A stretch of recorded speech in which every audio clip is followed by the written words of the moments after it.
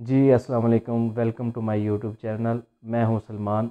आज जिस टॉपिक में हम बात करेंगे जी वो है लेटर ऑफ क्रेडिट, एलसी के बारे में हम बात करेंगे। एलसी से रिलेटेड कुछ कॉन्सेप्ट्स हैं, जैसा पीएडी है, पेमेंट अगेंस्ट डॉक्यूमेंट्स है, या डीए डॉक्यूमेंट्स अगेंस्ट एक्सेप्टेंस है, इस पे बात करेंगे। एंड द मोस्ट इम्पोर्टेंट जो प्रोसीजर है कि एलसी को आपने किस तरीके से ऑपरेट करना है, किस तरीके से ओपन करना है, उस प्रोसीजर के बारे में हम जी सीखेंगे। तो लेट्स स्टार्ट जी। एलसी क्या होती है? हम स्टार्ट करते हैं जी एलसी की डेफिनेशन से। LC is a document which is issued by the bank to facilitate the trade. ये एक डॉक्यूमेंट है जो कि बैंक इशू करता है, इसलिए इशू करता है ताकि ट्रेड को जो है फैसिलिटेट किया जाए। अब ट्रेड किस तरीके से फैसिलिटेट होती है, इस चीज़ को हम समझने के लिए एक एग्जांपल लेते हैं जी। फॉर एग्ज़ाम्पल, आपकी एक जी लाहौर में मोबाइल शॉप है, और मोबाइल शॉप्स के लिए आपको जो है मोबाइल फ़ोन या एसेसरीज़ वगैरह परचेज़ करने के लिए आपको जो है हफीज़ सेंटर जाना पड़ता है, जो कि लाहौर में ही सिचुएटेड है। अब आपकी जो शॉप है वो भी लाहौर में है। हफीज़ सेंटर जहाँ से आप जो है वो अपना मोबाइल फ़ोन वगैरह या एसेसरीज़ ख़रीद रहे हैं, वो भी हफीज़ सेंटर लाहौर में है। तो ये एक बड़ी इजी ट्रांजैक्शन है, 10 से 15 मिनट 20 मिनट की आपकी ड्राइव है। आप जाएंगे वहाँ पे जाके आप जो है मोबाइल फ़ोन ख़रीदेंगे, और जो यहाँ पर डीलर है, जो सप्लायर है जिससे आप माल ख़रीदते हैं, उसके साथ आपका एक रिलेशनशिप है, एक ट्रस्ट डेवलप है। आप जो है उससे वो माल ख़रीद लेंगे, आप क्रेडिट पे भी ख़रीद सकते हैं, there is no issue. For example, अगर यही ट्रांजैक्शन हमें आउट ऑफ द स्टेशन करनी पड़े, हम मिसाल के तौर पर Multan out of the city दूसरे सिटी में आ जाते हैं, जो कि तकरीबन आप कह लें 400 किलोमीटर की मुसाफत पे है लाहौर से। तो अब जब ये ट्रांजैक्शन, सेम ट्रांजैक्शन आप मुल्तान में करने जाएंगे, तो अब आपको बहुत सी प्रॉब्लम जो है वो फेस करनी पड़ेंगी। मिसाल के तौर पे सबसे पहली जो प्रॉब्लम है वो है ट्रांसपोर्टेशन चार्जेस। ज़ाहिर है आप वहाँ पे जाएंगे, जाने के लिए आपको जो है वो ट्रांसपोर्टेशन एक्सपेंसेस करने पड़ेंगे। फिर टाइम वेस्टेज है, आपको 5-6 घंटे की ड्राइव करनी पड़ेगी, आपका एक पूरा दिन लगेगा आने जाने में। फिर रिस्क ऑफ थेफ्ट है, वहाँ से आप अगर बल्क में कोई माल लेके आ रहे हैं और गाड़ी वगैरह आपने करवाई है, तो वापसी पे आते हुए जो है रास्ते में वो माल चोरी होने का ख़दशा है, या मतलब है कोई टूट फूट होने का ख़तरा है, रिस्क ऑफ ब्रोकन है। और इसी तरीके से असल में जो वहाँ पे जो मुल्तान में जो सप्लायर बैठा है, उसके साथ आपका कोई ट्रस्ट का रिलेशनशिप नहीं है, जिसकी वजह से आपको ये खदशा है कि यार कहीं ऐसा ना हो कि जिस क्वालिटी का मैं माल चाहता हूँ वो मुझे ना मिले, और उसको ये खदशा है कि यार कहीं ऐसा ना हो कि ये मुझे पेमेंट जो है वो टाइम से ना करे। तो इस तरीके के ये तमाम इश्यूज़ है। अदर इश्यूज़ है, आप वहाँ से माल लेके आ रहे हैं, रास्ते में चेक पोस्ट हैं और डिफरेंट किस्म के जो है वो इश्यूज़ है। तो जो ही इस ट्रांजैक्शन को हमने दूसरे सिटी में कन्वर्ट किया, तो हमारे पास डिफरेंट जो है वो प्रॉब्लम्स आना शुरू होगी।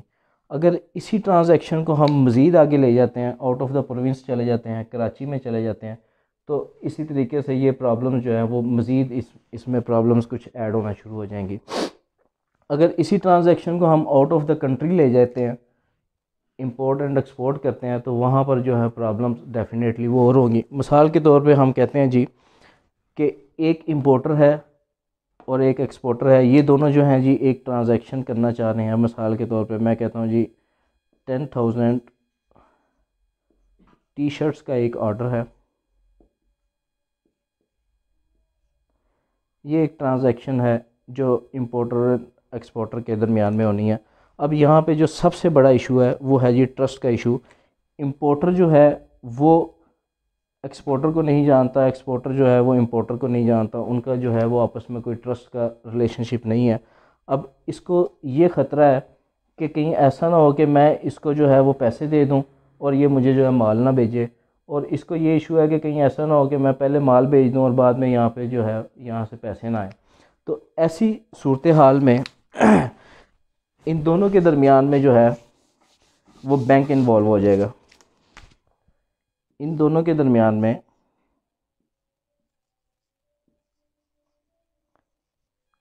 बैंक इन्वॉल्व हो जब इन दोनों के दरमियान में बैंक इन्वॉल्व हो जाएगा, तो अब चूंकि बैंक एक जो है वो इदारा है जो कि मतलब है इन दोनों के दरमियान आ गया है, जिसकी वजह से इंपोर्टर को अब ये कॉन्फिडेंस है कि यार एक्सपोर्टर जो है वो मुझे माल देगा ही देगा, क्योंकि बैंक की गारंटी है उसमें। इसी तरीके से एक्सपोर्टर को ये कॉन्फिडेंस है, चूँकि ये ट्रांजैक्शन जो है वो बैंक के थ्रू हो रही है, लिहाजा मुझे जो है वो पैसों में कोई इशू नहीं है, मुझे बैंक की तरफ से ये गारंटी है कि मुझे जो है वो पेमेंट मिल जाएगी। तो ये इस तरीके से जो है एलसी का एक कॉन्सेप्ट है, जहाँ पे आपको ट्रस्ट इशू होता है वहाँ पर जो है वो एलसी जो है वो ओपन होती है। अब इसके साथ साथ एक ट्रस्ट इशू है, प्लस इसके साथ साथ ये वाले भी सारे इश्यूज़ हैं। आपने दूर से माल लेके आना है, वो ज़ाहिर है बहरी जहाज़ के ज़रिए आएगा या जहाज़ के ज़रिए आएगा, तो वहाँ पे इंश्योरेंस करवानी पड़ेगी, उसके अलावा पैकिंग करवानी पड़ेगी और बहुत से कस्टम से उसको मतलब है कि क्लियर करवाना है कस्टम डिपार्टमेंट से। और फिर यहाँ पे ये भी है कि इंपोर्टर को नहीं पता है कि मैं कौन कौन सी चीज़ें एक्सपोर्ट कर सकता हूँ। इसके लिए कस्टम एक्ट है, उसमें जो है वो टैरिफ दिया है, उसमें बताया हुआ है कौन कौन सी चीज़ें जो हैं वो बैंड हैं, कौन कौन सी चीज़ें जो हैं आप किसी रिस्ट्रिक्शन के साथ आप इंपोर्ट या एक्सपोर्ट कर सकते हैं। तो ये सारी की सारी जो हैं प्रॉब्लम्स हैं प्लस ट्रस्ट इश्यूज़ हैं, इन चीज़ों को रिज़ॉल्व करने के लिए जो है वो बैंक एज अ फैसिलिटेटर, जो हमने यहाँ पे बात की थी, बैंक एक फैसिलिटेटर का रोल अदा करता है और इंपोर्टर एक्सपोर्टर के दरमियान में आ जाता है, और ये ट्रांजैक्शन जो है वो बैंक की थ्रू होती है, जिसकी वजह से जो है वो दोनों पार्टीज़ कॉन्फिडेंस में आ जाती हैं। तो जी अब इसके बाद हम बात करेंगे जी इसके प्रोसीजर के हवाले से कि इसका प्रोसीजर किस तरह से, किस तरीके से एलसी जो है वो ओपन होती है। तो जी अब हम बात करते हैं प्रोसीजर के हवाले से। तो जी एलसी के प्रोसीजर को समझने के लिए हम देखते हैं।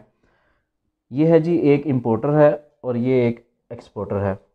सबसे पहले क्या होगा, इंपोर्टर जो है वो एक्सपोर्टर के साथ कांटेक्ट करेगा, वो किसी भी शक्ल में कर सकता है, वो उसके साथ इंटरनेट के थ्रू कांटेक्ट कर लेता है या किसी भी ज़रिए के साथ उसको उसके साथ कांटेक्ट होता है। इंपोर्टर जो है एक्सपोर्टर से डिमांड करेगा कि जनाब मुझे गुड्स चाहिए, इस नेचर की, स्पेसिफिकेशन की, मुझे जो है इतनी क्वांटिटी में मुझे गुड्स चाहिए। एक्सपोर्टर क्या करेगा, इसको एक परफॉर्मा इनवाइस सेंड करेगा। परफॉर्मा इनवाइस आप कह सकते हैं it's like a quotation. Pro फॉर्मा इनवाइस, इसका ये नाम से ज़ाहिर है, प्रो फॉर्मा, प्रो का मतलब होता है जी पहले, ये वो इनवाइस है जो पहले भेज दी जाती है, जिसमें एक सेल इनवाइस होती है वो ट्रांजैक्शन होने के बाद जनरेट होती है।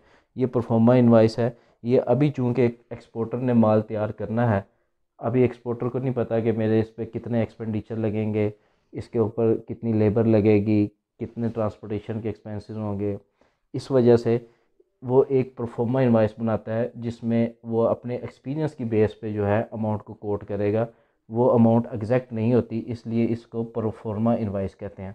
तो एक्सपोर्टर एक प्रोफोर्मा इनवाइस भेजेगा। प्रोफोर्मा इनवाइस के अंदर quantity, unit price, per unit price, और ये माल जो अपना कॉस्ट है उसके अंदर ट्रांसपोर्टेशन के एक्सपेंसेस भी शामिल हैं, आया इसके अंदर इंश्योरेंस के एक्सपेंसेस भी शामिल हैं, क्या ये जो है पूरी की पूरी मतलब है कि बहरी जहाज़ के थ्रू आएगी या आधा रास्ता जो है वो बहरी जहाज़ के थ्रू आएगा, आधा रास्ता जो है वो हवाई जहाज़ के थ्रू अपना ट्रांजैक्शन होगी।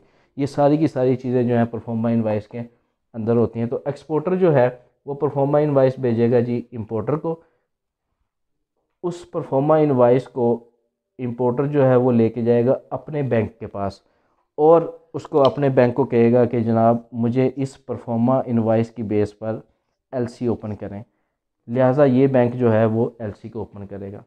जब ये बैंक एलसी को ओपन करेगा तो इस बैंक को हम इशूइंग बैंक भी कहेंगे। उसके बाद ये बैंक जो है ये एक्सपोर्टर के बैंक के साथ कांटेक्ट करेगा और उसको कहेगा कि जनाब एक एलसी जो है हमने अपने इंपोर्टर की फेवर में जो है वो ड्रा की है, और ये बैंक जो है इंपोर्टर का बैंक एक्सपोर्टर के बैंक को जो है एडवाइस करेगा कि अब आप जो है वो माल तैयार करें और उसको डिस्पैच करने की तैयारी करें। इस वजह से इस बैंक को हम एडवाइजिंग बैंक भी कह सकते हैं। ये इशूइंग बैंक है हमारा, इंपोर्टर का बैंक जो है ये एडवाइजिंग बैंक है जिसको एडवाइस की जाती है। अच्छा जी, अब यहाँ तक हो गया। इस बैंक ने एलसी खोलने के बाद इसको एडवाइस की कि आप जो है वो माल तैयार करें और हमें भेजें। ये जो बैंक है एक्सपोर्टर का, ये एक्सपोर्टर को कहेगा कि जनाब आप माल तैयार करें। माल जब तैयार हो जाएगा तो तमाम तर डॉक्यूमेंटेशन ये वाला बैंक तैयार कर कर इस वाले बैंक को भेज देगा। उस डॉक्यूमेंट्स के अंदर तमाम जो चीज़ों की स्पेसिफिकेशन है, उसकी कॉस्ट है, जो एग्जैक्ट कॉस्ट है वो उसके अंदर आएगी। उसके अंदर जो है वो पैकिंग की डिटेल आएगी कि जनाब हमने पैकिंग करवाई है, पैकिंग की इंस्पेक्शन करवाई है, इंश्योरेंस करवाई है, और जितनी भी चीज़ें हैं, बिल ऑफ लेडिंग है, अगर बहरी जहाज़ के थ्रू बाई सी आ रहा है माल तो बिल ऑफ लेडिंग भी आएगा उसके अंदर। अगर वो हवाई जहाज़ के ज़रिए आ रहा है तो वो एयर की रिसिप्ट, एयर कंपनी की रिसिप्ट आएगी। जितने भी डॉक्यूमेंट्स हैं, इंश्योरेंस के, बिल ऑफ लेडिंग के, पैकिंग की डिटेल, वो सारे के सारे डॉक्यूमेंट्स जो हैं ये वाला बैंक तैयार करके इस बैंक को भेजेगा। ये बैंक इन सारे के सारे डॉक्यूमेंट्स को चेक करेगा। चेक करने के बाद एक्सेप्ट करके दोबारा ये डॉक्यूमेंट साइन करके इस बैंक को वापस भेजेगा। इसका मतलब ये है कि अब इस बैंक ने ज़िम्मेदारी ले ली है कि मैं अब आपको पेमेंट करूंगा। अगर ये इंपोर्टर मुझे पेमेंट नहीं भी करता तो मैं आपको पेमेंट कर दूंगा। अब जी यहाँ पर जो है डॉक्यूमेंट एक्सेप्ट हो गए। अब एक आखिरी मरहला रह गया जो है पेमेंट का। अब पेमेंट की दो सूरतें हैं, या तो पेमेंट फौरी तौर पर डॉक्यूमेंट एक्सेप्ट करने के बाद भी की जा सकती है, या खाली के खाली सिर्फ़ और सिर्फ डॉक्यूमेंट्स एक्सेप्ट करके वापस भेजे जा सकते हैं और पेमेंट बाद में की जा सकती है। ये डिपेंड करता है आपके कॉन्ट्रैक्ट पे कि आपने कॉन्ट्रैक्ट किस किस्म का किया। ये चीज़ें आपने पहले से जो है वो डिसाइड की होती हैं। तो अगर आपने कॉन्ट्रैक्ट ये किया है कि आपने जनाब PAD यानी पेमेंट अगेंस्ट डॉक्यूमेंट्स करनी है, जो ही पे अपना डॉक्यूमेंट्स आएंगे आपने फौरी तौर पे पेमेंट करनी है, तो उस सूरत में जो ही डॉक्यूमेंट्स आएंगे उसके फ़ौरन बाद 7 डेज़ के अंदर अंदर ये बैंक जो है इस बैंक को जो है वो पेमेंट कर देगा। ये कॉन्सेप्ट आ गया जी PAD का। अगर इनका एग्रीमेंट ये हुआ है कि जनाब पेमेंट जो है वो डिलीवरी के बाद होगी, तो ऐसी सूरत में यहाँ से डॉक्यूमेंट्स आएंगे और सिर्फ डॉक्यूमेंट्स एक्सेप्ट होकर वापस चले जाएंगे। इसका मतलब है कि डॉक्यूमेंट्स एक्सेप्ट हो गए हैं, we are legally bound to make you payment, लेकिन पेमेंट अभी नहीं होगी, डिलीवरी होने के बाद होगी। तो जी ये एक सारे का सारा प्रोसीजर है जिसके अंदर हमने PAD के कॉन्सेप्ट को भी समझा, हमने DA के कॉन्सेप्ट को भी समझा। तो इस तरीके से जो है ये LC का एक कॉन्सेप्ट है, LC के प्रोसीजर का एक कॉन्सेप्ट है। इस सारे के सारे को हम फौरी तौर पे जो है एक जल्दी से हम समराइज़ करने की कोशिश करते हैं। LC जो है basically LC is a document which is issued by the bank in order to facilitate the trade को फैसिलिटेट करने के लिए, आसान बनाने के लिए, ट्रेड को में जो कॉम्प्लिकेशंस हैं उनको ख़त्म करने के लिए जो है बैंक अपना रोल अदा करता है और जो है वो LC जो है वो ओपन करता है। इसका जो हमने अपना प्रोसीजर है वो हमने देखा है। सबसे पहले जो है इंपोर्टर जो है वो एक्सपोर्टर के साथ कांटेक्ट करेगा और कांटेक्ट करने के बाद उसको कहेगा कि आप मुझे परफॉर्मा इनवाइस भेजें। वो परफॉर्मा इनवाइस भेजेगा और वो परफॉर्मा इनवाइस की बेस पे इंपोर्टर जो है अपने बैंक के पास जाके LC ओपन करवाएगा और इंपोर्टर का जो बैंक है वो एक्सपोर्टर के बैंक के साथ कांटेक्ट करेगा और उसे कहेगा कि आप माल जो है वो तैयार करें। उसके बाद जो है एक्सपोर्टर का बैंक जो है वो माल तैयार करने के बाद इंपोर्टर के बैंक को वापस अपने सारे के सारे डॉक्यूमेंट्स भेजेगा और उन डॉक्यूमेंट्स को एक्सेप्ट करके या तो फौरी तौर पर पेमेंट की जाएगी या डॉक्यूमेंट्स को एक्सेप्ट किया जाएगा। ठीक है जी, तो ये आज की हमारी वीडियो थी। आई होप के you will better now in position to understand. Thank you so much, take care.